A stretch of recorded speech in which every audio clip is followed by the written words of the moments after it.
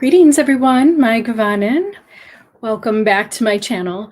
We are going to have a discussion about the universal laws, the 12 universal laws of the universe. And I did a couple videos about this before, but the reason why I'm doing it now is because I have noticed in myself, as well as in others, when we have different experiences. And we are definitely seeing a new earth being built right now, but we're going to have a hard time actually seeing it if we kind of get in our own way and we basically are providing our own resistance. Resistance is something that I have been really working on within myself. You know, what you resist persists, as Carl Jung did say. But to me, resistance is something like walking against the wind, or a fish swimming upstream on a river that's going downstream. So we will actually physically experience resistance in our life when we are moving out of flow of these 12 universal laws in the universe. So it's something that I have come across within my own life. And so as we go through this, I'm going to talk about the 12 and then just give you kind of a quick example of how we stand in our own way of experiencing joy and watching the new earth unfold before our very eyes. And just take note, if this is something that you know that you also have an issue with, because I'll tell you, these 12 laws has been something that I have been working on too. So this is not a time of judgment or self-criticizing. This is really just a time of reflection. And as I go through the 12, you can write them down. Anything that kind of resonates with you, it could be something that you need to work on. So just kind of focus on it that way. And I will go through the 12. So the one thing I want to make very clear, just on an intuitive level, I think we understand what the new earth is really about when we really get into it, because yes, we have a world full of many different perspectives, philosophies, government systems. We have a world that's very diverse in perspectives, but the new earth will be one which can allow all perspectives to exist harmoniously and peacefully. That's what the new earth is really about. Because as we get closer to basically a state of spiritual evolution, which is what New Earth is really about for humanity. It's about the spiritual evolution of a species. And as you get closer and closer to that, to the apex or the climax of your spiritual evolution, you're going to experience more harmony, more unity, more equality, equilibrium. Just as water seeks its own level, so does the universe. On an energetic level, all souls are seeking their own level in a way, to be equal with each other. So the new earth is really about bringing forwards this equality and bringing forth harmony within diversity. So even though we will have a world still of many different perspectives, and possibly even more, I'm going to tell you, I think we're having even more perspectives come to Earth, because we are getting souls that are incarnating, that are basically very new souls in a way of bringing in perspectives. However, they are ancient as you, and they just come from a different place before Earth. And so they carry this consciousness block that is full of really new, innovative perspectives. So the new Earth is going to have more diversity, more perspectives. It's going to be full of more of a difference in opinions and perspectives together, but hopefully humanity will evolve to be emotionally and spiritually more mature to handle the differences in opinions and perspectives. So that's what the new earth is for me and how I see it. Now, what does this mean? If the new earth is moving towards more diversity, but equality, then it means that you must be in flow with this equality. You must be in flow with this idea of seeing all souls as equal and valued, to have their freedom and to live as they please. Because if you are against that equality that symbolizes the new earth that we are building on an unconscious or a very conscious and aware level, depending on where you are in your awareness state, then you will experience resistance while the new earth is being built, because the new earth is all about equality. So if you're not about equality for all, then you will experience resistance in your life in many ways. From those that want equality will be against you because you're fighting against them, or those in your life that you separate from because maybe they have a different opinion or view. So because you're not reaching for the equilibrium within your own life, then you will also experience this discord, this disharmony. So the new earth is really about harmony. That's what the age of Aquarius is all about. They've been saying that ever since the age of Aquarius ideas have come about. The idea of people living in harmony and in love. But what it's really about is this equality is going to bring us harmony. Because harmony is not about having less parts. It's about having all parts working together in their diversity, but making beautiful music together, beautiful harmony, because they're all different parts going on at the same time, but they're equal in their value, and not one stands out over another, but we're all equal and cherished. J.R.R. Tolkien, if you have watched my videos about him, with his mythology that comes from the Silmarillion, the way that he saw spirituality is very similar to the idea of harmony, because Eru Iluvatar, the creator of basically the universe that Middle Earth resides on, called Ea, first created the thought forms that sang in harmony. But there was one that sang in discord, or that made his part larger. And if you know about music and symphonies and the orchestra, then you'll understand that you can't have one instrument being loud and blaring over others. It will drown out all the other parts.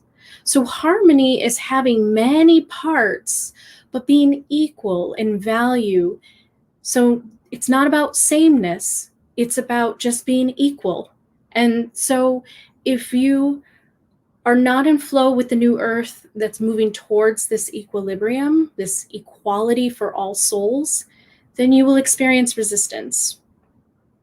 Now, I want to be very clear. I am very guilty of also forgetting about these 12 universal laws, okay? So this is not me standing on a pedestal telling you that I have obeyed all of them. In fact, it has been a great reminder in the last few years about these universal laws. And so this is a way to just kind of shift yourself a little bit. All it takes is just awareness to realign to this place of harmony and flow. So let's go into it, right? So we know now that the new earth is about equality. And you might ask, well, Kimberell, how do you know that? Why can you make that statement? It's because I'm getting in touch with the objective perspective that comes from reason and logic. So when we look at things, you can look at it mathematically, or you can look at it objectively just as subjects from an objective place. You can understand that all souls, whether they're animals whether they're plants, whether they're people, are really just looking to thrive, just to exist, and to exist without being stopped or hindered in their path to thrive. So when you look at things from that place where all souls are just looking to live, whether they be plant life, animal life, or human life, or other kin life, whatever you identify as, you're just looking to live your life. That's what all of us really are doing. That's what really existence is about.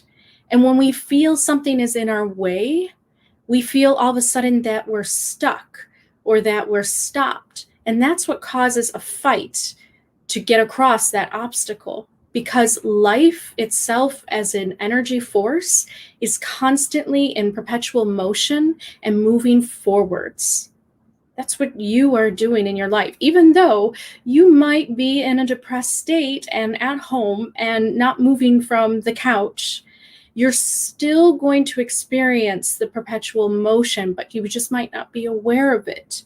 But as you sit there through your days and through the week, you're actually going to experience change in your thoughts, change in what's going on around you, and eventually you will leave that couch. That's how it works. It's just a matter of when. And that's where your personal choice comes in. So I want you to think about the universe in purely energetic states, because these 12 laws are all about energy. So when you go against the flow of the energy of these 12 laws, that's when you experience resistance.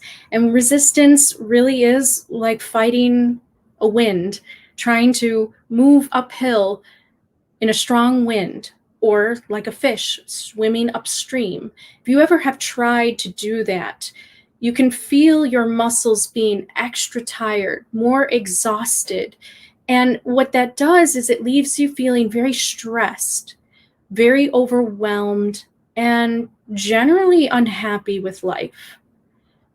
So the reason why some people might not be enjoying the new earth being built is because they're experiencing their own resistance. So this is a way to just remind you and just kind of take a look at your life and see, where is the place where you might be standing in your own way, and how can you get out of your own way so you can experience the real joy. So let's go into the laws as just a reminder. Okay, law number 1 is the law of oneness. This is one of the most important laws. You can find these laws in a spiritual way through the Emerald Tablets. This is something that has been passed down through mystery schools. Secret societies know about these 12 universal laws, and anybody who really studies spirituality in this way. You can say it's New Age, but it's really not. It's actually very ancient wisdom. So the law of oneness is the number 1. And it means that since everything is connected to another by the same flow of source energy within all things, when you go against the law of oneness, you will experience resistance in your life. So what does that look like? It looks like a temporary place of amnesia where you forget that you're connected to everyone else. And so what you do is it comes from the ego, really. You're going through your life and you're in your ego subjective experience, and you might meet somebody that just kind of pushes against you, pushes your buttons, and you will experience anger and stress, frustration with them. And what you might start to do is you might start to separate yourself from them. So although energetically you are one, your mind then separates you from them.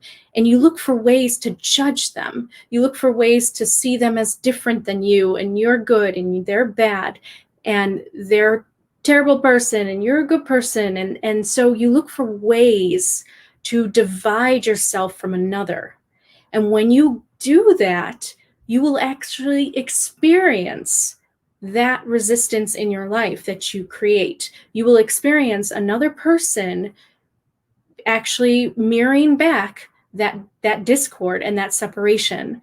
You will get into fights with them more. They will be your sworn enemy and arch nemesis, and they will not let you go until you put down your own type of judgments and you somehow come to your own senses and realize what you're doing. You are actually out of flow of that law of oneness. So you are experiencing separation, discord, disharmony, all of that. And it will feel like resistance in your life.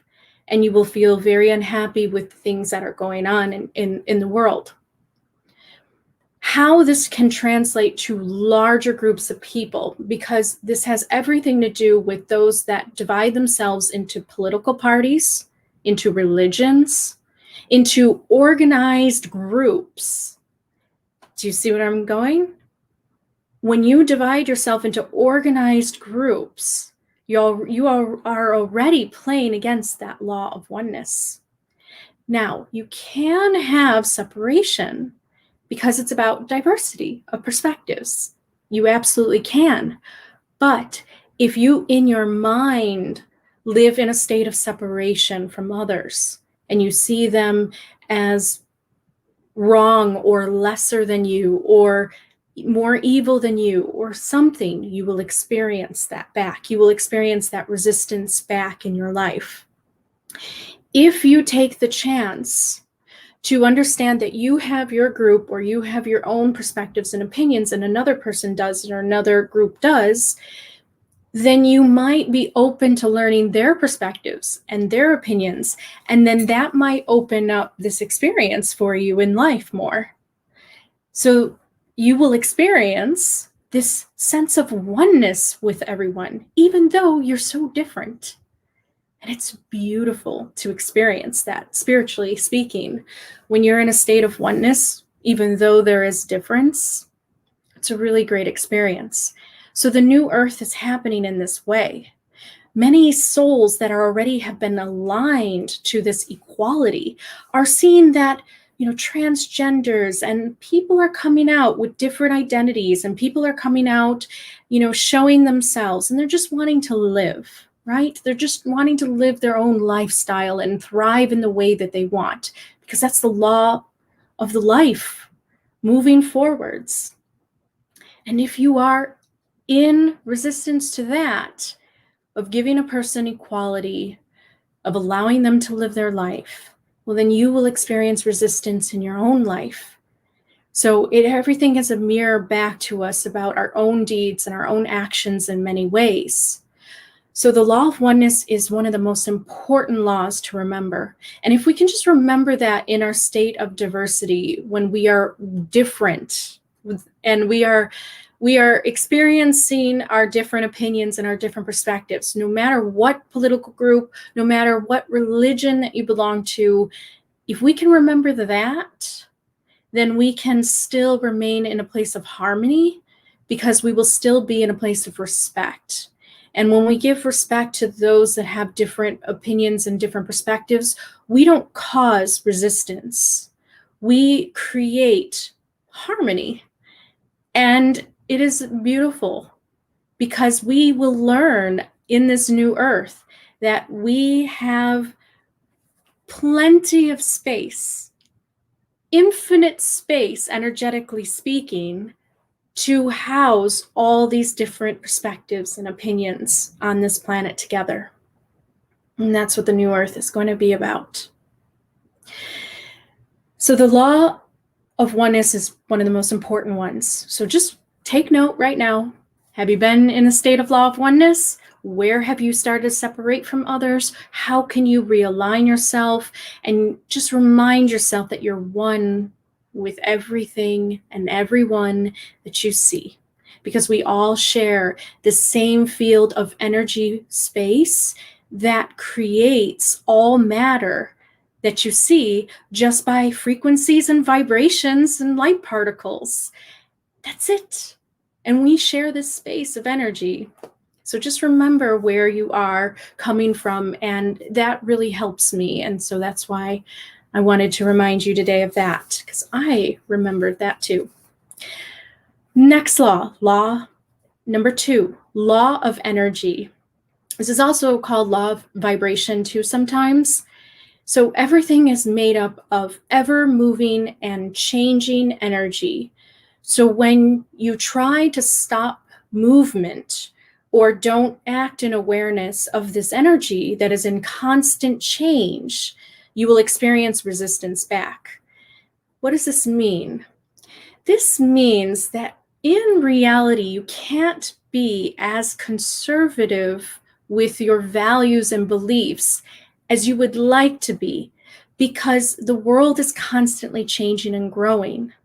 So you can hold some values dear, but if they get to a point where you become so stubborn when you see change in the world, then that's going to cause resistance in your life.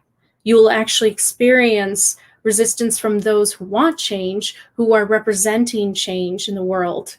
And so that's something that I have seen happen, is that if you tend to not be progressive with your thoughts and you stay very conservative based on only what you have known, and you're not open to learning maybe different perspectives and different ideas, then the world will change and you'll experience resistance within watching that change happen. And that won't feel very good. You'll feel out of flow of everything. And the new earth is all about progressive movement towards change. There is nothing that will really stay the same except for the beauty, the goodness that we have always worked towards, and the truth that we value in terms of our own truths and some of the universal truths, such as life is sacred. All life is sacred, whether it is plant, animal, or human being. All life is sacred. That's a universal truth that will never change, because that's life itself trying to move forwards and thrive. But there are some other personal truths that will change, because you might meet somebody in your life that has a different perspective than you, and then all of a sudden, your ideas kind of change. So what you thought was a truth becomes kind of a new evolved way of seeing things. And so it's just about your consciousness kind of expanding and allowing other perspectives to come in and open up your mind more. And so the new earth is all about being open-minded. If you're not open-minded and you're closed-minded and you have very conservative values that keep you from seeing what's actually coming to light, then you're going to feel a lot of unhappiness with a lot of the change that's going on around you in its perpetual state of motion, which is another law that we're going to get to. So just take note, where are you holding on to some values so much so in a way that's causing you resistance in life? It can be with another person in your life. It can be with your religious path. It can be with your political affiliations. Whatever it is, try to find how you can become more open-minded towards change, because change is the natural state of a universe. There is nothing that stays the same except for the sacredness of life. That will never go away. Law number 3, the law of action. This is about the energetic world that matches and is affected basically by the physical, that there is a connection from the physical to the energetic. So the energetic is basically all the moving particles that you cannot see, all the energy that you cannot see, but you can feel. Well, the energetic world, or the law of action, is basically stating that it requires physical action to actually experience the immaterial energetic action. And all this means is just in a state of awareness, because even though, and the Taoism philosophy is very much about this, that you can stay still completely and you will still experience change. So the idea is that it's all about awareness, that you will not experience the change if you yourself do not change something in your life on an active level. Meaning that if you have a desire to do something, or if you have a dream, and if you stay still and you don't believe in yourself, or you don't make one tiny step or effort towards that dream or goal, then you will not see a change. You will not experience one, although the world around you will be still moving. You might experience the movement of energy, but you yourself, in your consciousness, will not be aware that it is happening. This is how consciousness works. There is an energetic world that is around us, that is invisible, that is unseen, but it is felt. But it is about awareness versus unawareness that allows you to see the energetic world, or at least experience it on a conscious level. So the law of action is really about when you wait for others to act in your life or for your life, then no change can occur. Now, this is really big, and I want to make this statement a spiritual message here about this, because I too sometimes feel this as well. Sometimes we're waiting for angels. Sometimes we're waiting for, a face in the sky to come through the clouds and to change your life. You're waiting for a message or a wink from God to just change everything that you know.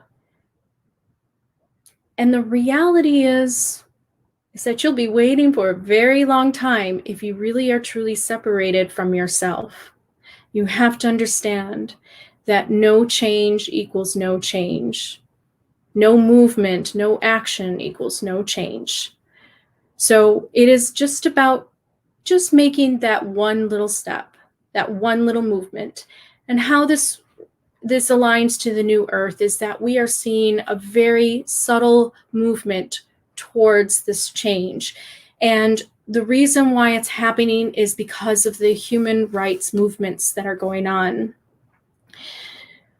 Sometimes it can be met with resistance because it might come with fiery energy that is causing people to get very upset with these human rights movements. I'm talking about all equality-based movements, gender equality, ethnic equality, all of those human rights movements. Well, they come with fire and with passion, and we see that. We see that people can get very angry about a sense of personal freedom. But they are doing that for a reason, is because if they don't make those types of movements, then they will not experience in their own life change. And we will not experience as a collective change. So they are the real players that are basically moving the new earth into the new collective that you see that is unfolding. So I guess we have to look at these groups that are trying to make these changes and just see their story, just understand their perspective. And that's how we stop feeling so much resistance within ourselves. If there is any kind of human rights groups that you just disagree with completely right now, because you know that they're actively trying to change the world, I ask you to look at their perspectives. Just kind of learn all you can about the people that are within these groups. Don't judge, don't assume. Ask them questions if you can, and if you can't, look deeper into it. I joined Hyperianism movement to learn more.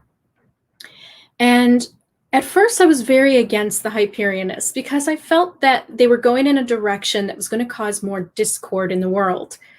Well, I've had a lot of eye-opening experiences, and I decided to learn more about the Hyperions. So I actually joined them, and I went into their secret Facebook group, and I learned a lot, that they're just individuals like me who want to bring forward change.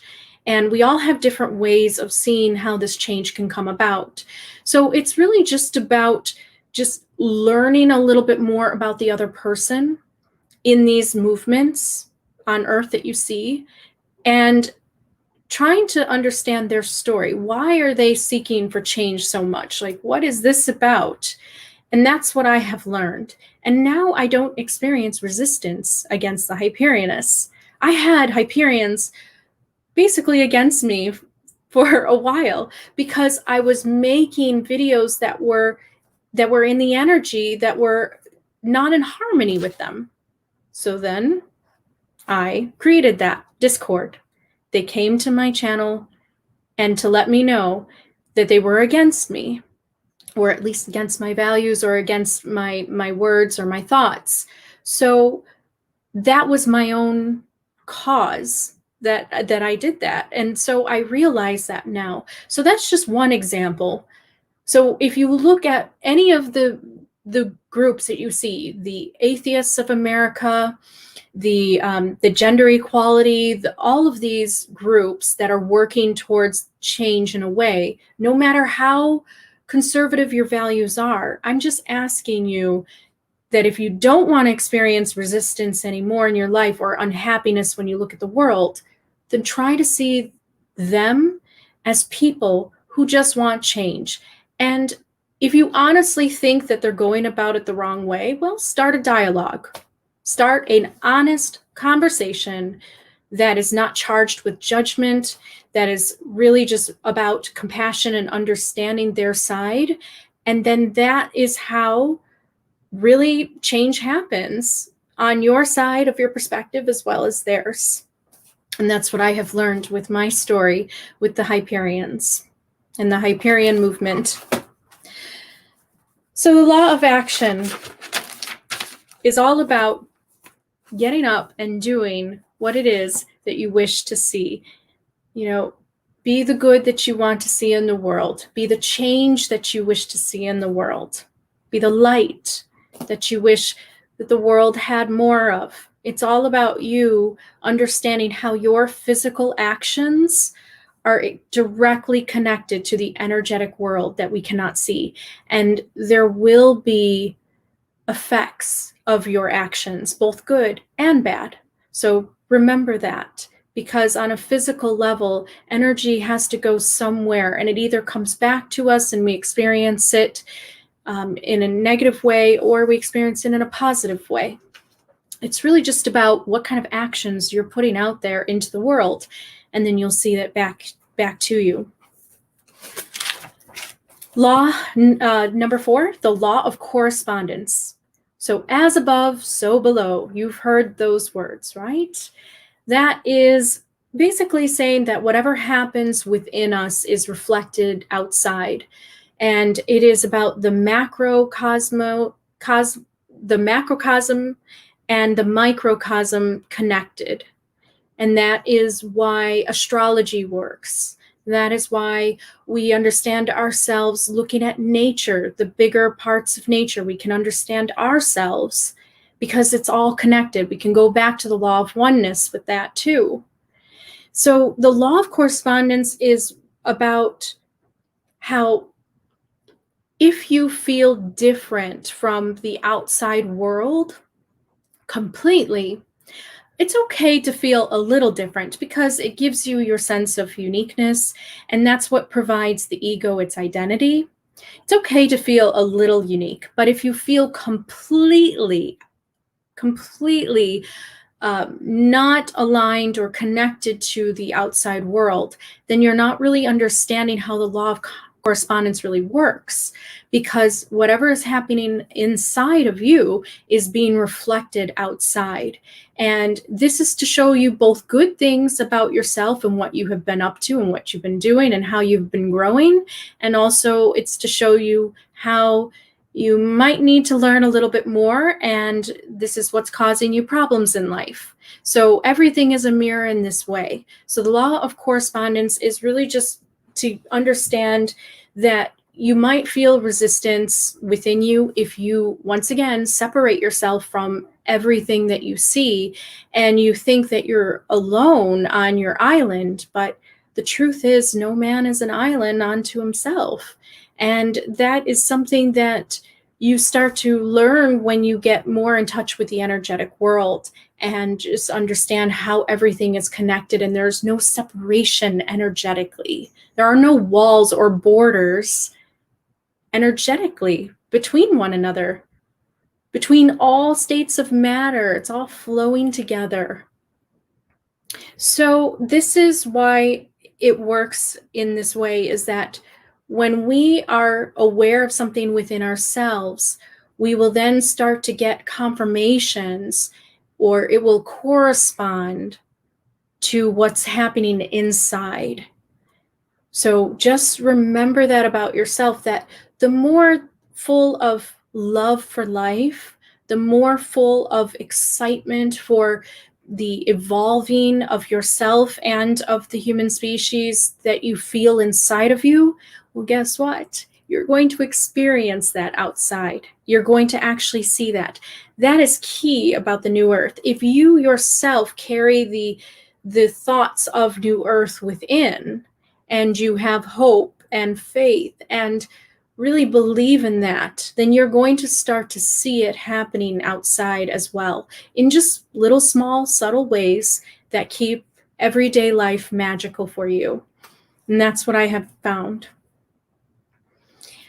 Law number 5, the law of cause and effect. This is about karma. Everything happens from a cause, which shows the effect, both good or bad. So if you believe things happen just randomly or by coincidence, you are out of flow of this law.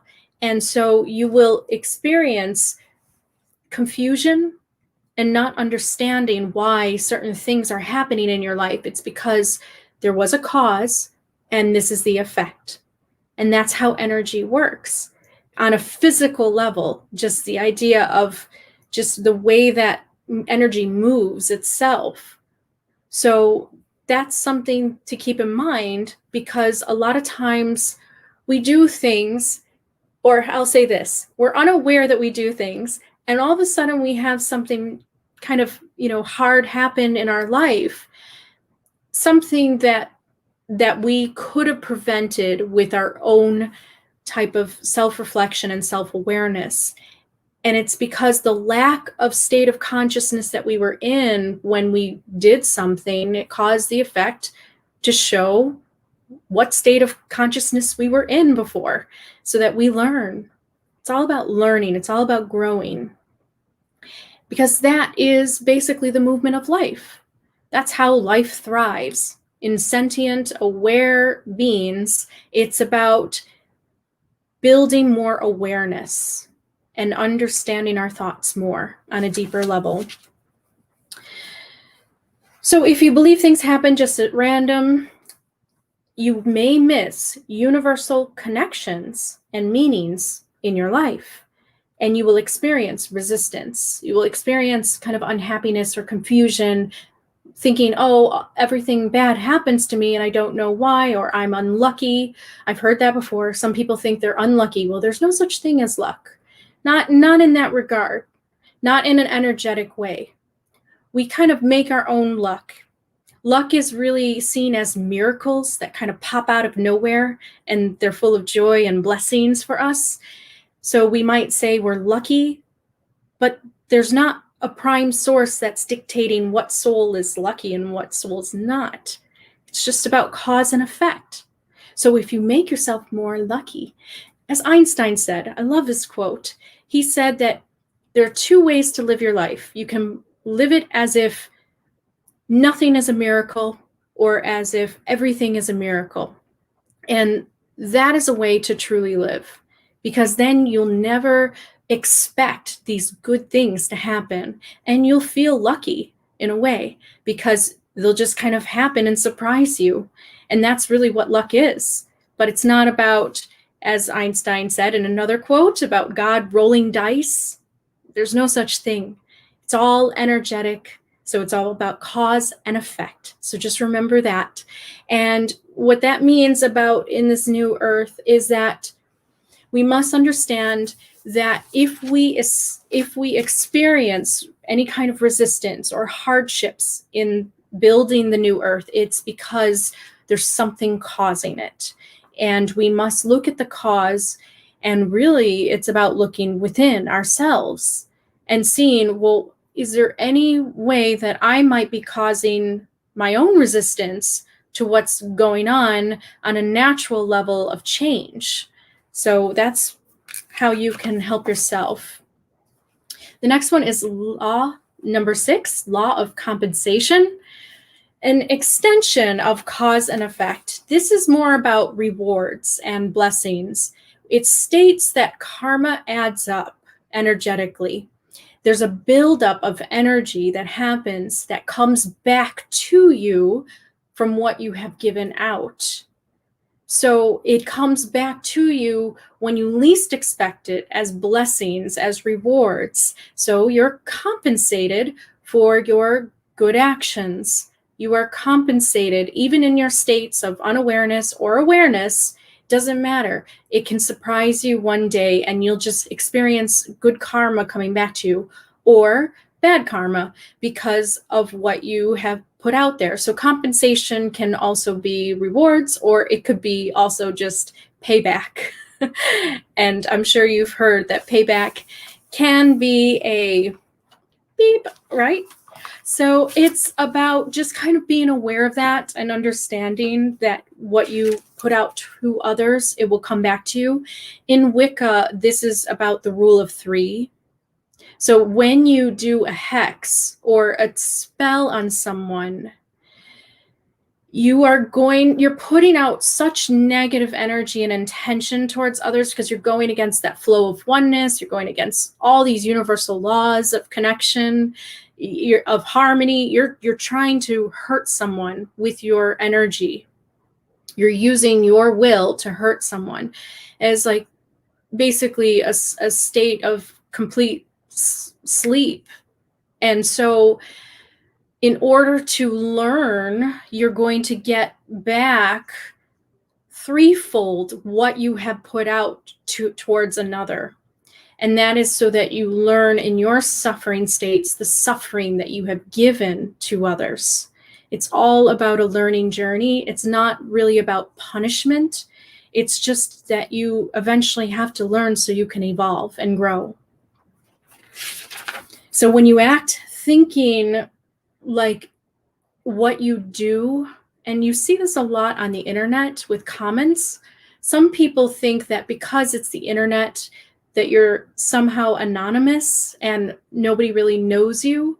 But guess what? That universal energy will come back to you. So when you're insulting or harmful towards others with your words or with your actions, it will come back. So also, it works the other way. When you are very selfless and very giving and loving and caring towards others, it will come back to you as well. So it works both ways in that way. And you will experience resistance in life if you're constantly giving out towards others what you wouldn't want yourself. This is the golden rule. This is what all religions have in common. So in the building of the new earth, it would be like all citizens basically would understand and live by the golden rule, that they just wouldn't dole out what they wouldn't want to each other towards another, because they would understand the interconnection of the oneness principle. Law number 7, the law of attraction. From the thoughts or words you speak, from your personal truth, it will attract everything or manifest what you attract through your belief. So it's kind of like the idea of The Secret, but The Secret doesn't get so much into depth with this idea, but it's more about your belief, because you really have to be in a state of truth. with your thoughts in order to see the manifestations outside in your reality. So be it a harmful truth to yourself or be it a good truth to yourself, it's just about being in that state of truth, personal truth. And then that's when you're going to see your reality, so that you don't have this dissonance between your mind and what's outside of the reality, because there's no such thing. You can't, because everything is basically a shared energetic field of consciousness. So just keep that in mind. The law of attraction is very true. So if you act thinking like you won't attract things to you, then you will experience resistance. So those that act thinking that they will not have resistance towards their own actions of resistance, well, then that's just kind of fooling themselves, and that they're in a state of illusion. And so they're not really understanding, but they're going to experience resistance in their life from the other side, that they're resisting, but also just energetically, because they're not in flow and they're experiencing this state of kind of unconsciousness, where they're not really aware that their thoughts and their words are actually causing their reality to manifest before their very eyes. So the new earth is being created by, we can say, light workers, we can say star seeds, we can say aware souls, we can say all of those that hold a dream in their heart. Just a dream of seeing a better world, of more peaceful people, happy, living in their diversity and enjoying life. That's all. That's all it took to start building the new earth. Just a simple dream of individuals. And the more people that dream, the greater power the collective dream becomes. And it grows. And it goes towards where the conscious collective is trying to direct it to, basically. There's a very conscious collective. And what I mean is that they're the spiritual community that knows what they're doing. They know what they are building. You can call them, like I said, star seeds, light workers, whatever you want to call them. You don't even have to have a label. It's just about being aware. And that is the conscious collective. There is the unconscious collective of society that is not in awareness, doesn't know that they're creating this world together, and they simply are in a state of separation with each other. So the ones that are more conscious and aware, they have more power, just because they're simply aware of their more power to experience the new earth that is there, that is being built, that is slowly unfolding towards equality and harmony and more peace, more joy. So when you're in that state of just kind of unawareness, then you might just not see what's actually happening. So if you come across this video, it's just about kind of just realigning to what you're aware of and what you're not aware of. And that just really helps, because it helped me just kind of shift my perspective. And how we awaken is really just through perspective and just focus. And consciousness is really easy this way, because I want to say that it moves at the speed of light, maybe even faster, but you change based on your thoughts. You actually change your perspectives and you change your reality based on your thoughts. And that can move very, very fast. All it takes is just one simple awareness, and then you're already on a new path. That's how changeable this universe really is, and your life really is. You have all the great power within you to change everything. So as J.R. Tolkien said, even the smallest person can change the course of the future. Well, that quote is very true, because that's simply how it works on an energetic level. That it doesn't matter your size. It doesn't matter even the amount of effort. It just matters that you just put a little bit of action forward, and that law of action of energy, you will see the change happen. So the law of attraction is really just about being aware and conscious of your personal truths that you live in every day. And they can be harmful personal truths. Oh, let me tell you, I used to have very harmful personal truths, very harmful. And I'm still working on them. So ask yourself, what are the harmful personal truths of yourself that you're telling yourself and you're making them true, but they're not? And what are the truths in the universe that you see as a common ground between all souls? And that can kind of help you find more of, I think, a gentle personal truth for yourself. Law number 8, law of perpetual transmutation. So energy is always in motion, and it's creating reality and around you.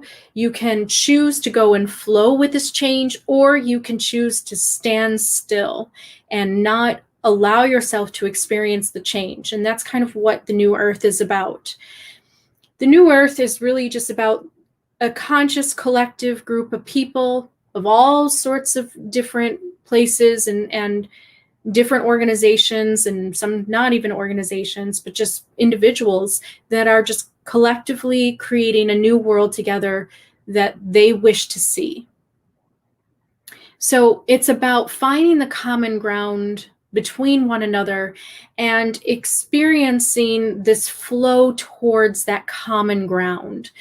So some of the common grounds that I have discovered is nature, and I really believe that nature is really the common ground between all souls, because you can take, I don't know, you could take a Christian, you could take a Muslim, you could take a Republican, you could take a Democrat, and you could put them in a field surrounded by nature, and they'll still probably find beauty in nature, and they may come to find beauty in nature in the same thing, in the same tree or the same stream that they're looking at. So although they hold different perspectives in life, nature is what brings people together. And it might be because we come from the tree of life. And since we come from the same branches in many ways, even though we're very different and we all come from different sides of the tree and different branches of the tree, we are all still connected. So nature, to me, is the common ground. And I believe that that holds key to bringing people together. So the perpetual transmutation is just about understanding that energy is constantly changing and transforming. And what that means then is that you're going to have to understand that conscious, aware, sentient beings, whether they be animals, whether they be plant life, or whether they be human life, are constantly in a state of change and evolution. You may not have heard about this, but there are new species of plants and animals every day discovered by scientists.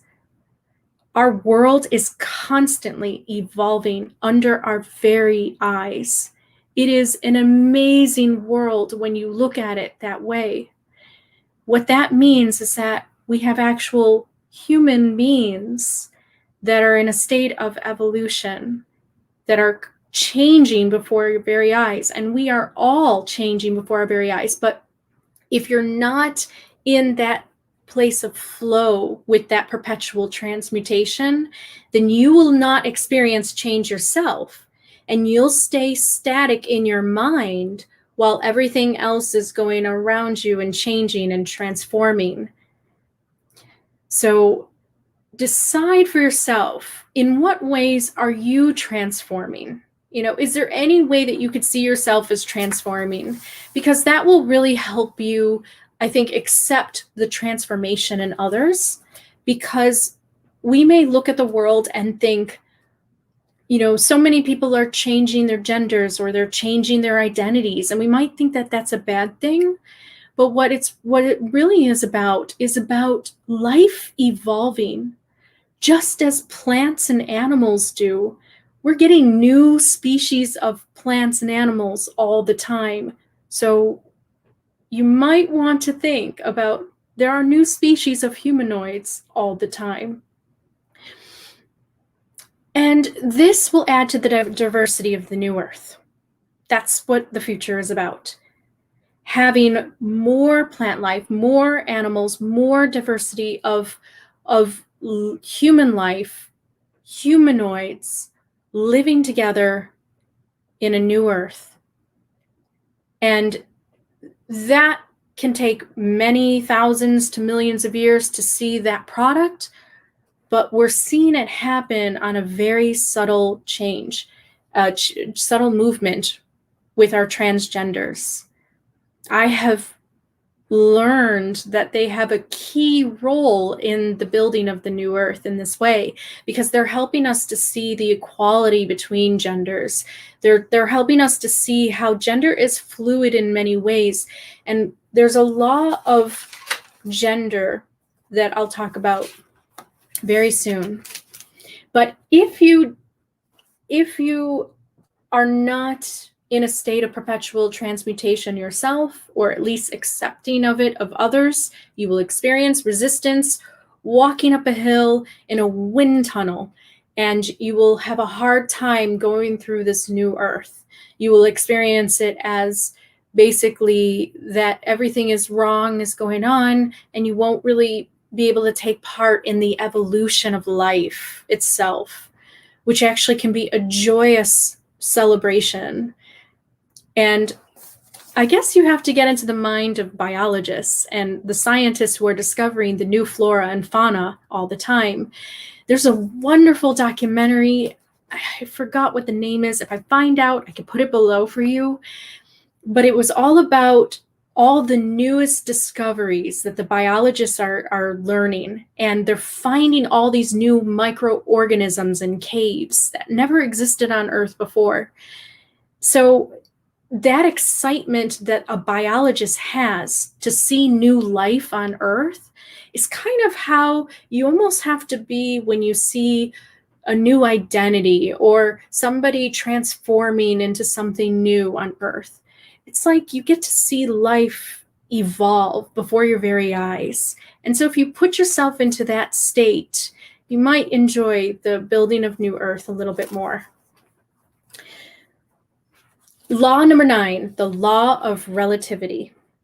All right. The law of relativity is really about how everything is related to another and how life offers a chance to come from all sorts of different perspectives and realities. Even though they're related, they're different too.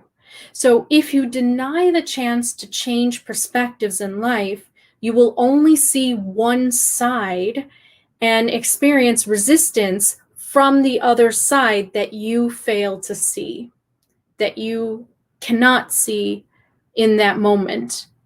And then you'll experience resistance. But if you allow your mind to cultivate as many perspectives as it can and broaden your horizons to understand the stories from both sides before choosing one side indefinitely, then you will experience less resistance to the new Earth being built. You will actually see that we are moving towards equality in a diverse world, and so you'll see this happening. So it's kind of just about you looking at your own life and seeing, well, where are the perspectives in my life that I hold on to, and how can I start to see other perspectives? And it's kind of the same thing about the idea of the idea of correspondence, and understanding that when we resist the change, when we resist the oneness and the relativity with others, then we'll see corresponding to that discord and that type of resistance in life that we will experience with others and within ourselves, because that energy will just be a little bit more resisting because you're not open to the flow. So That is one that you could just kind of take some time and figure out, where is it where you can take the chance to broaden your horizons and your own perspectives. Law number 10, the law of polarity. So everything in the universe has its opposites, yin and yang, and we even see feminine and masculine, we can even say, because they're all on the same energetic field, but they contain different properties and values. So what's very important about New Earth is that we understand that on this spectrum, we're going to have light and dark and yin and yang and feminine and masculine. And we're going to see that there are things that lie within the spectrum. So when you polarize yourself completely to one side, like to all yin, to all yang, I don't think any soul does this, but if you polarize yourself to one side, and this is about kind of values and judgments, you will experience resistance from the other side. But if you kind of stay somewhere in the middle mentally, or at least you accept some truths from one polarized spectrum, and then the other side of the polarized spectrum, you'll experience less resistance. And because the New Earth is about bringing the spectrum together so that it's not so divided anymore, then you can experience all of the things that lie in the gray areas that are on the spectrum, but are not quite yin or yang. And it's just kind of that middle field.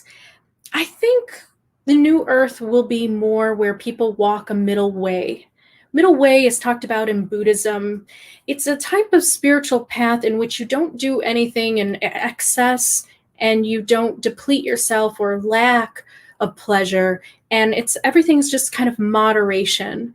So there's a theory that there's less war, there's less strife, there's less struggling when you're walking the middle way, because you don't have high expectations and you're not having low expectations, and you're not experiencing the other sides of the polarization too much, but you're right in the middle. So if you can mentally be at least somewhere in the middle and walk the middle way of Buddhism and other types of spiritual paths, it can help you see the New Earth forming, because the New Earth is not going to be so divided between male and female and yin and yang and evil and good. It's going to contain all areas of the spectrum. And what that really means is that we're going to learn that all areas of the spectrum contain yin and yang qualities, feminine and masculine qualities, dark and light qualities, that each soul contains both sides of the spectrum. So when you're in the middle and more moderate with your views in that way, you can be more open to this movement of the New Earth that is basically getting rid of such a strong polarization between people. So if we polarize ourselves strongly to one side, we will experience resistance, and you'll be fighting, swimming upstream with the other fishes that are trying to swim downstream. So just keep that in mind. Okay, law number 11, the law of rhythm. Everything has its own special rhythm in the universe. It is provided by the frequencies and the vibrations of the molecules and the light particles. Everything that you see is just moving energy. That's it. And everything has its own rhythm. So when you start to understand each individual rhythm, you can get in flow with it. And so we can see this in nature. We can observe this in nature. We see how the rhythm of the flowers versus the rhythm of the trees. You know, a flower life is a lot quicker and a lot fast-paced than a tree. Tree lasts a lot longer. It's a slower moving rhythm. So we see this in nature, the differences of rhythm. When you follow the natural flow of energy and harmony of the universe, you dance in rhythm with others in flow. If you go against harmony to cause discord, though, like if you actively go against the rhythm of others, or you go against the rhythm of a movement or rhythm of something, whatever it is that you're experiencing, and you don't try to find some kind of flow with that rhythm, then you're going to experience only discord. You're not going to get into flow with that other rhythm that is going on. So right now we have a rhythm that's going on with the new earth, which the way I see it is that it is going to be more beats and harmonies going on, far more than you can even imagine. And it's going to make beautiful music. So if you are interested in being in flow with that rhythm of the new earth, it's really just about you being more conscious and aware of the rhythm within yourself, and being accepting and understanding the rhythm of others around you. And just looking for the harmony, because if you go against harmony to cause discord, then you'll experience resistance as the universe tries to right itself. The universe is always seeking for harmony. I don't know if you've noticed that. It's very much on an energetic level, just like water seeks its own level. It's about always righting what has been wrong over time. And what's wrong is about inequality. When we look at history and we look at all the things that have happened wrong, it's because we've been unequal or seen as unequal with each other. So it's about just being in that flow of equality once again, and treating all life as equal and sacred and valued. And when you are in flow with that, you're in flow with the universe, looking for harmony through acts of justice. What I've figured out is that harmony is very much like what we think of as true justice. Justice is not really punishment to me. Justice is more about making what was wrong right and correcting the mistakes of the past. So if it's about correcting the mistakes of the past, then to me, that's about bringing things into harmony, once again, from division and discord. So just keep that in mind. Like, what are the ways that you can get more in rhythm with yourself, more in rhythm and tune with nature, which will cause you less suffering? Because if you move at the pace of nature, as Confucius says, then you will not hurry in life, and you will be far less stressed. And it's a beautiful way of living when you really just kind of get more in tune with the seasons that you live in, and be in tune with nature around you. That can help you with your personal rhythm, finding your personal rhythm. It also is about kind of marching to your own drum a little bit, being your own self, being unafraid to express yourself and to create your own rhythm. That's maybe outside of others' rhythm, but also being respectful and understanding that there are other rhythms out there. And that if you can dance and flow with others and dance in rhythm with others, then you will experience less resistance in life. You will experience more of this state of being in flow with everything, being in a state of oneness. We can go back to the law of oneness once again. Last law number 12, law of gender. So this is about thinking that everything in the universe represents yin and yang energy, masculine and feminine. And though energy is constantly moving in perpetual movement, as we have learned, so is gender. So gender is only possessed for a time by the thought or focus of gender in an intelligent, aware species for the means of natural reproduction. But there are going to be souls that will want to experience their gender in a more fluid way, and they are not going to be so concerned about natural reproduction. There will be other ways to be able to reproduce as science and technology evolves. That is already showing glimmers of truth, because When you learn about what's going on in the medical field, you can already see that they're cloning, organs, or they're able to create and replicate wombs, and they're able to put that into a man's body. They're able to do that now. And that is just a sign of the times of advanced technology, where scientists are learning about the very basic makeup of the biological system of the human body. And when scientists get involved with that, they're starting to understand the very nature of matter.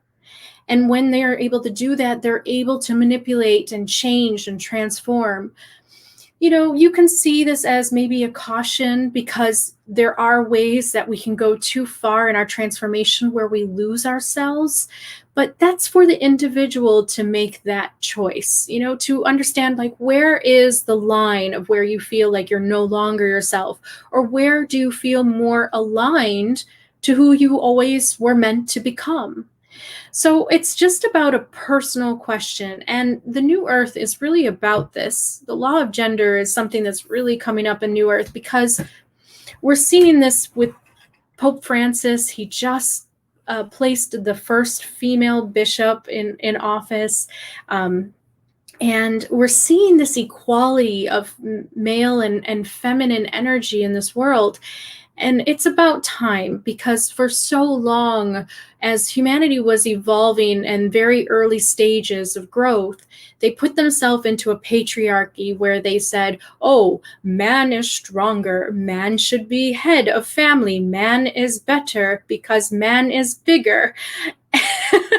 Like my early human interpretation.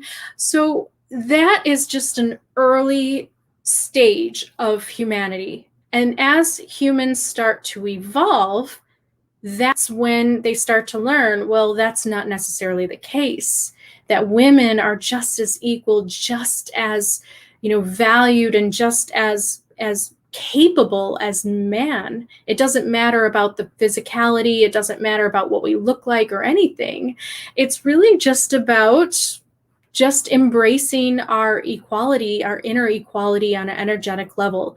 And the New Earth is moving towards that. So what does that mean? It means that we will see gender equality happen. Do not fear. This is not to suggest that males are going to be taken over and dominated, and women are going to be taken over and dominated by the other gender. It's not about that.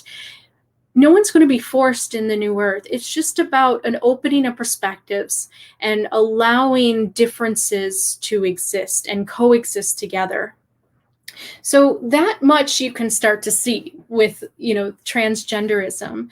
And you see people moving towards this gender equality in that way, because it's important for people to understand that gender is naturally equal, and that it is fluid in many ways. Now, biologically, it's really just about the individual choosing where they want to go. But we're going to see this in the New Earth. So if you are somebody that's really against this kind of change and understanding how everything has yin and yang properties, but we're also not going to be as polarized anymore. Some people call it non-binary or binary. That's really what they're suggesting, is that one side is polarized to the other, because the binary system is two. So you have male and female. So anybody who's non-binary, they're along that spectrum, right? And they don't really even place themselves on the poles. So the New Earth is going to have more souls like that. And that's okay, because they are going to help bring in the equality, the spiritual equality of male and female, allowing females to finally take positions in power that were there for men for a very long time, and that men kind of dominated over women for a very long time. The New Earth is about women rising to power. There's no way to get around that. That's just what the New Earth is, because the world started out in patriarchy. The world started out with male domination with Adam. The world started out with these tales of the idea that man came first. So we are going to move now into the new earth where females are going to actually join in equilibrium with males. So it's nothing that you have to be afraid of, because if you do fear this, you will experience resistance. You will experience this state of stress, and there's really no need to, because when you start to open your mind and speak with those that don't consider themselves part of the binary system of feminine and male, then you just learn that they're just regular people. They're just regular souls that just want to live life in the way that they choose, and they are helping to bring forwards a sense of openness and a sense of open-mindedness to the world. So if you go against the equality of gender by treating one gender more highly than another or lesser, you're going to experience resistance from the other gender. And that's what we saw. I don't want to call anybody out, but there are those that have been called out publicly for the way that they treated women, the way that they talk about women in the locker room with their fellow males. That caused the Million Women March that you saw in America. Do you see the cause and effect?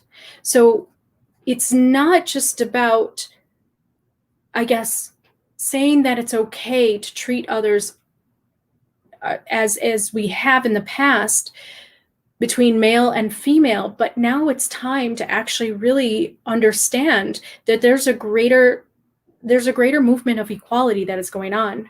And it's nothing that you can stop, because this is in tune with the flow of the new earth. And it's moving us into this perpetual place of transformation and equality and a place of harmony, because we really truly can't have harmony with both parts not being equal. So we're going to see women rise to power, not to dominate over man, but to be equal with man. And you see that with Harris now.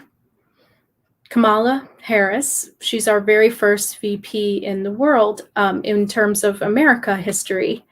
So America has been a little late. There has been other nations that have had women in places of power, but it's better late than never, right? So this is an example of the new earth. If you just look for these examples of moving towards equality, you will start to see the new earth unfolding before your very eyes. So look for equality. Look for things happening where it can give all souls an equal chance of joy, an equal chance of relaxation, and understanding that all souls are just looking to live and to thrive in the best way that they know how. And so when you see that, you will start to see the movement towards the new earth, that we cannot go anywhere else. We cannot go anywhere else, because this is a path of the flow of the universe, of energy, and there's no one that can really stop it. But you can certainly stand in the way. And when you stand in the way of it, you're just standing in your own way, and you're just going to experience frustration, stress, resistance, and you'll be unhappy with the way that the world is moving. So if you feel scared, if you feel concerned about society, if you feel fearful in this regards, try to look at things from another perspective. Try to open your mind. Try to allow yourself the open-mindedness that is required for all citizens of the new earth. And I think that you will be able to live more in harmony with others as well as yourself. So I hope that this helped you. I love going back to these 12 universal laws. It's just a great way of just remembering the energetic state of things, because sometimes we forget, because we're living this material life and we just go through it with our ego and our subjective experience. And sometimes we go through our actions and we respond to others and we forget about this deep interconnection between all things. And so this is a great reminder. These 12 laws, they all work together. As you see, they kind of build off of each other, and you can't have one law without the other. So I hope that you got a chance to maybe take note of what law are you going against right now in your own life and where you are experiencing the resistance. And this should help you out. I see that there are some comments, so I'm going to just do a couple comments here and there, and then I might have to do a second video on this because I know that this has a lot of information, and I don't want to take too long. Like, all my videos are so long. Oh, good. Man of Letters, welcome. You're listening to some, lo-fi while hearing you speak, and it definitely feels like the new earth now. Oh, that's good. Yes, definitely. Being in flow. You know, we can learn so much about rhythm and being in flow through music. I think the more aware you are of how harmony and melody works, because we may sometimes listen to music that has discord. I mean, I know that heavy metal, sometimes they use discord a lot, but eventually they come together. There are some moments where a guitar will strike a chord with, the drummer or whatever, and it somehow comes together. So we can learn a lot through music, I believe. Like, just thinking about how music works is how our souls work with others and how we can create that harmony with each other. So good point, Man of Letters. I'm glad that you were able to stop by tonight. Lyria, I feel responsible for others, but I'm not sure if that's oneness or my own problems projecting. I think it's the latter. Ooh, that's a really great statement. I feel responsible for others. Well, when we think about the idea of law of correspondence, the law of cause and effect, we have to honor that all souls will experience the same laws. So you are not responsible for others. You are only responsible for what you can do. And that is as much as you can for others or as very little as you want. And that's really just about you being honest and truthful of how much can you do for others versus, when you're being stingy with your time or with your love or your energy. So I don't think that you have to feel responsible, but just know that, like the other laws of compensation, that if you work to help another, and even though you're feeling like maybe you shouldn't, if you're just doing it out of the goodness of your own heart, you're going to be compensated. The universe will bring that experience back to you, that energy back that you have given out to others, back to you in another way. So that's how I see it. I know I do not feel responsible for others. I think I used to, and that is a type of codependence that can happen in relationships, especially with parents. If you have an unhappy parent and you kind of grow up in a house where you have to take care of them, this can happen. You can start feeling really responsible for their happiness. And what I have learned is that I'm not responsible for my parents' happiness. I can only help them in a way that I can and give them the love that I can and my support. But it's about their choices that they make. It's about their path that they took. So I hope that helped. Noreen, it reminds you of the Kabbalah. It probably is. The 12 universal laws are probably in the Kabbalah. I know that they're in the Emerald tablets. I know that they're the universal laws kind of spoken through many different mystery schools and have been passed down for a long time. So yes, Peachy Fruit, I understand that as well. Perhaps it's a feeling of responsibility that you're putting on yourself for others. I don't think it's a bad thing to feel. Yeah, Exactly. Like I wouldn't feel bad about what others do or what they don't do. Just do what you can, and allow yourself to feel good that you have at least tried to help them in some way. That helps me a lot when I think about it that way. That's a good comment, Peachy Fruit. I like that. And Noreen, I just hope we can keep our rights. I don't mind change as long as we maintain liberty. Well, I don't see our government taking away our rights in that way. I mean, that's the whole thing. If you're thinking about politically, because I know sometimes we talk about that on here with you. Okay, so this is where I'm starting to use a lot of logic and common sense. Conspiracy theories versus common sense and logic with evidence. Okay? So I used to be a very big conspiracy theorist. I will admit, I went down that rabbit hole. So now what I do is I only look for the evidence. And I only look for that before I jump to conclusions and assumptions and have this fear based off of this idea that I'm going to somehow lose my liberty. Well, if we start to have laws that take away our liberty, we can cross that bridge when we get there. That's how I see it. But I haven't seen that, and I don't think the Democrats are going to do that. The idea about guns, I want to say this. I have to tell you intuitively, I'm giving you a vision here. The new earth will not allow personal guns anymore.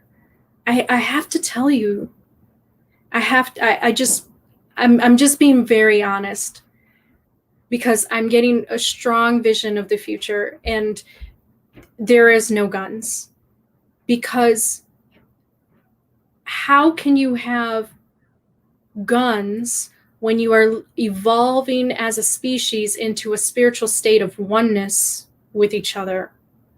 That doesn't make sense. So at some point, people are going to have some crossroads to cross. Do you want to keep your gun and your idea of fear of others and division? Or are you going to take place in the new earth building?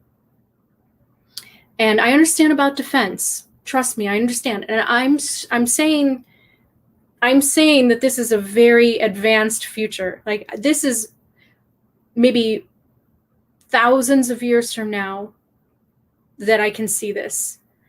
I maybe even 500 years from now. Maybe even sooner. I'm not sure, but I keep on getting this image that the new earth would not be a place of guns. The way that I have seen it in my mind is that basically weapons would be on the planet to basically protect the citizens of the world from outside invaders. And I'm talking about, other visitors from other planets.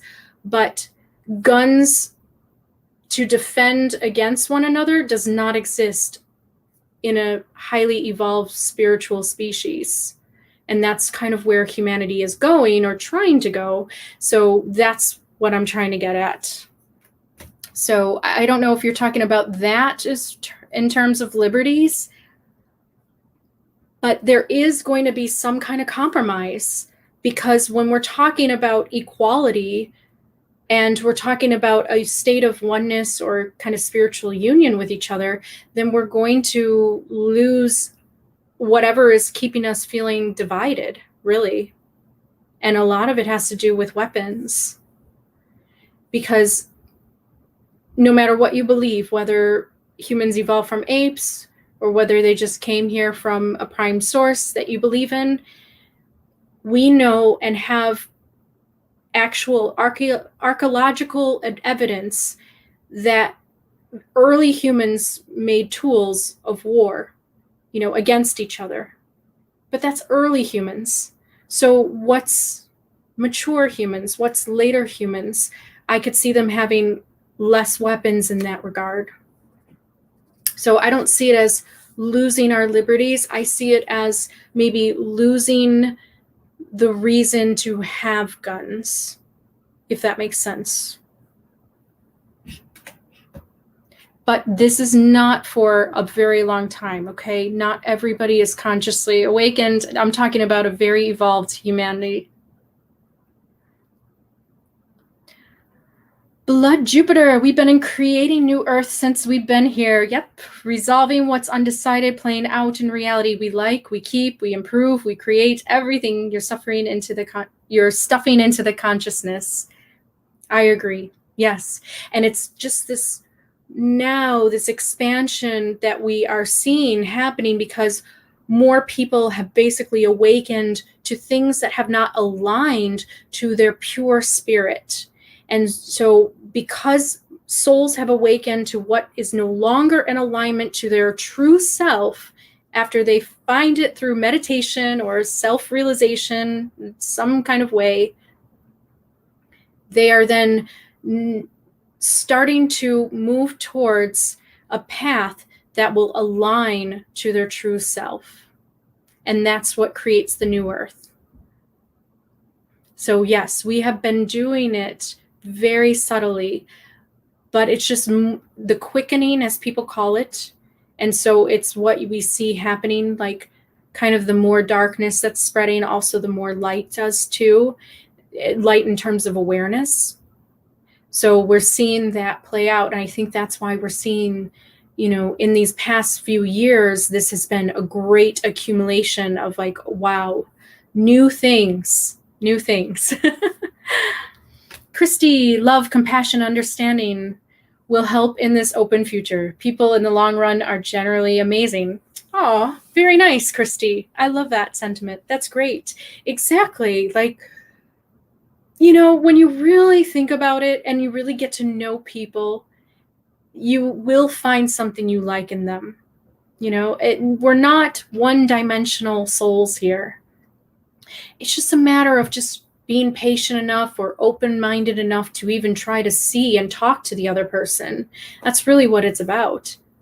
And New Earth will constitute a humanity that is far more patient with each other, understanding, more emotionally and intellectually mature to do so, and to have that love and compassion and understanding for each other. It's about maturity, and that's what's happening.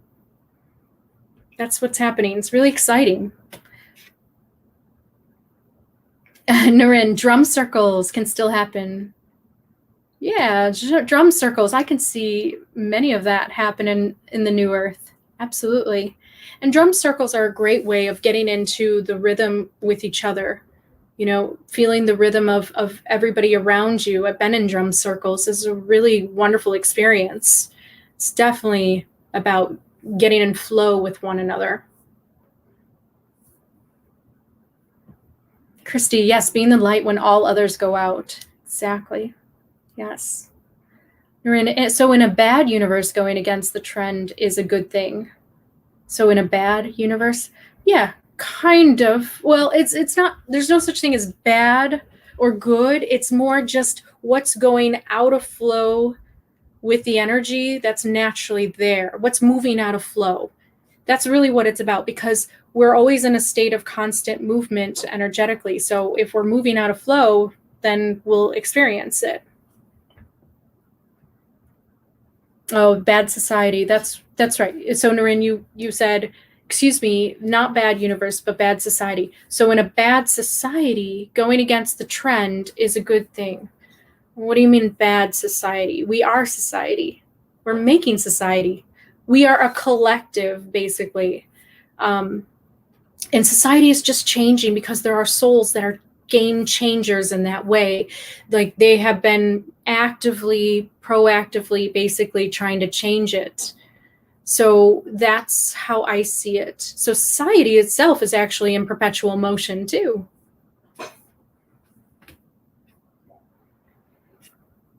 Yeah, it's a really, it's an amazing switch of your mind when you start seeing how energy is just constantly moving, because you yourself might feel like you're not going anywhere in life, or you might feel like stuck. And then actually think about it, you're like, oh, wait a minute, like there's so much energy around me that's actually constantly moving. So it's a great reminder of that.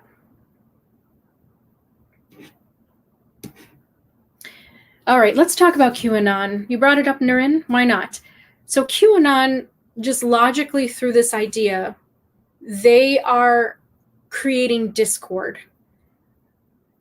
So because they're creating discord, they're actively creating discord amongst, people, because they are so supportive of one side of the Republicans and Trump and all that. They're not willing to see even any good in the Democrats. I've heard QAnon conspiracists talk about how they called the Democrats demoncrats. Okay, when you call other people demons, this is causing the discord. You're already out of that state of oneness and you're in the state of separation. QAnon is not in a state of oneness or unity. They have been born out of a place of chaos, discord. And it's just because of whoever has created QAnon and where they have been, their consciousness state. I don't blame them. I understand. I understand they're frustrated. Maybe they're seeing things from their perspective, and so it bothers them. So they felt this is the way to make change. But what is it really doing in society? We're seeing that it has caused a great discord between Democrats and Republicans. Green Party is just kind of watching the show. But the Democrats and the Republicans are at each other's throats. So that's how I see it. If we want to put it into, I guess, application of the 12 universal laws, QAnon is not in the flow of the 12 universal laws. They're out of flow. So they're experiencing resistance and also causing resistance in the world too.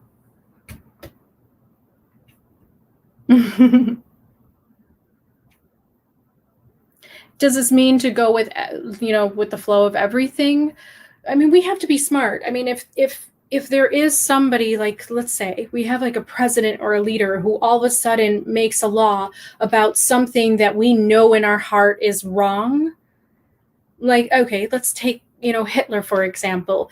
When Hitler is telling the Nazi soldiers to round up human beings and stick them into these places of suffering and toil and to kill them, well, that's a time when you should question that leader, because it's going against the universal laws of sacred life, of all life is sacred. So that's what I mean, is like we're going to have to discern between, laws that are going against our liberties versus just different perspectives. Your dream is wholeness. I like that, siren of the void. Well, that's the other thing, is that when I talk about equality, I'm talking about wholeness. We could say wholeness, we could say equality. Wholeness to me is a very spiritual term, and equality sometimes is a little bit more easier for people to understand in terms of rights and laws, like fundamental human rights and being equal to one another. But wholeness is about kind of the inward experience of being at whole with everything and having other people be in wholeness with you. And that wholeness will bring in that sense of joy and that sense of unity that will bring in the new earth and more peace and prosperity for all souls. So I love that dream. I have that dream too.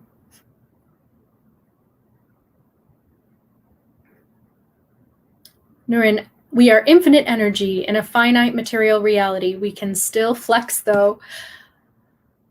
Yes, we can. We can flex our own power, but as Melkor learned in the Silmarillion, those who flex and try to dominate over others, they will experience resistance to basically have the universe right itself again and reach harmony once again. That's really what resistance is about. It's about rising up to push back what has already tried to dominate over another. That's how I see it energetically. So yes, when we flex our spiritual selves, basically, we will experience resistance from those that will be triggered by our flexing. There's a difference between self-expression and domination. So it's just about being aware of how far you go with that. It's okay to express yourself. It's okay to do that. But when we become tyrants to put forth our perspective and our visions, that's when we have resistance in life, and we will experience resistance against us and create resistance.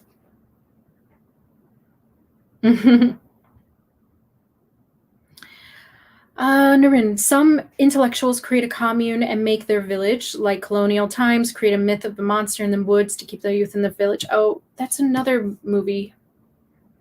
The M. Night Shyamalan movie. Yep, The Village.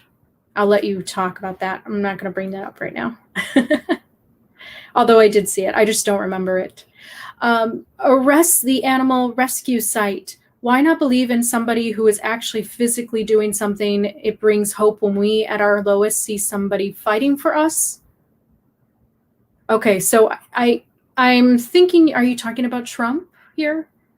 I'm just feeling this out here, but you're going to have to tell me more. If you think Trump is fighting for us, who is us in that equation? That's a really deep question, I think, that some Republicans are going to have to ask themselves. One thing that I noticed during the event of the, charging against the Capitol, you had Americans chanting USA, USA, USA, and trying to barge through the Capitol and hurt police officers and hurt people standing watch. And what I noticed is that you had Americans chanting USA to other Americans who are in USA. So to me, it was just like a very odd situation. So who is this us fighting for us? See, that when we're generalizing like this is when we don't see other perspectives. So that's the whole thing, is like, I'm just asking you to just go a little bit deeper with that. And the idea and it's not just Republicans, it's also Democrats, it's also anybody that ever sides on their side so strongly that they fail to see the other side. They are out of flow of that universal law, the first one of law of oneness. So that's all I'm suggesting. So if you're saying he's fighting for us, well, that's your perspective. I don't think he's fighting for us, but you think he's fighting for us. Do you see what I mean? So what's the objective perspective that you can have, and how can you see the world in that way versus the subjective experience? Maybe that can help you understand the universal laws in that way. Dark Crusher, your topic is fortuitous for me, as I recently came out as a non-binary gender fluid. It is part of my path of growth and healing. Thanks for serving as further verification for my path of balance. Oh, you're very welcome. My pleasure. Yes, it's been a journey for me because, I did not incarnate into a soul that was non-binary. That's just not my path. That's just not my mission, my soul purpose. But I understand those that do. I'm starting to observe them and see them and learn from them. And I'm growing so much seeing these souls. So thank you so much for being honest and coming out. And you're going to help bring in the new world. This is what it's about. It's not just about gender equality. It's about more types of equality, but you're a big part of it. It's people like you. So thank you, Dark Crusher. Thank you. Arrest the animal rescue site, whether real or fictional, brings hope.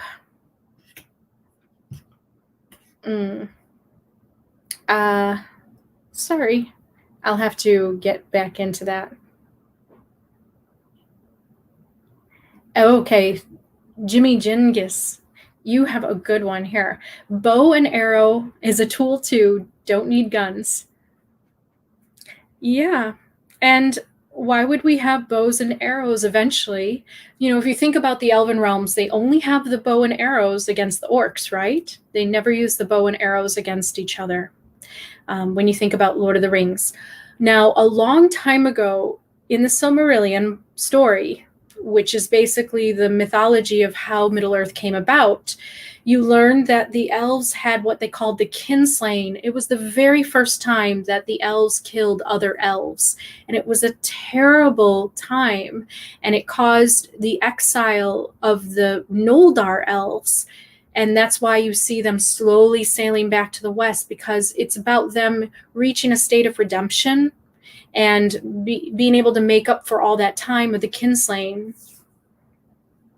And so when we think about that, if we really deeply think about it, the elves never turn their bows and arrows on each other, but it's only just as defense against giant spiders, orcs, and maybe sometimes the dwarves if they were warring with them at one point. So that's how humans will be. I really do believe that. I've seen it. I have observed it, that there is going to be less of a need for weapons against one another as soon as we start trusting each other, opening up to each other, learning from each other, growing with each other, and having more fun with each other in general, and having less war. This less warring nature the warring nature is really just from the early part of humanity. But as humanity evolves, they will move towards oneness, spiritual oneness, and spiritual understanding of each other. And that's what the elves represent. Because in the third age, they don't war with each other. You go to the elven realm and they might have arguments and they might quarrel with each other and things like that, but they're certainly not going to kill one another. It's very different from the human world. So we can learn from that idea of the elven realm. And I guess those that feel like we have elven souls or that we have this elven spirit within us, it's because we side more with that type of consciousness rather than the human consciousness that kills each other. We side more with the elves that don't, because we've somehow learned in our past incarnations that that's not the way. So that's I think the difference there. But we are one. So it's important to also understand that there might be different consciousness states of being, but we're still one and we're still in unity with each other.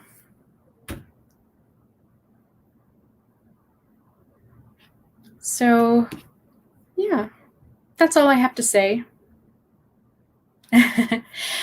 It's really just about remembering the law of oneness, and then all the other 12 laws will kind of work with that, and also understanding how the inner world reflects the outer world.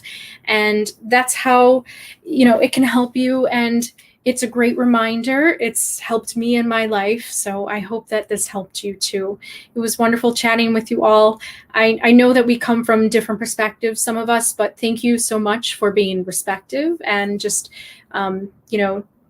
being able to put your opinion out there and we able to have a dialogue.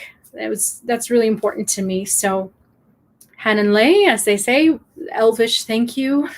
Like do in the movies. And I will see you all on the next video. So take care, everyone.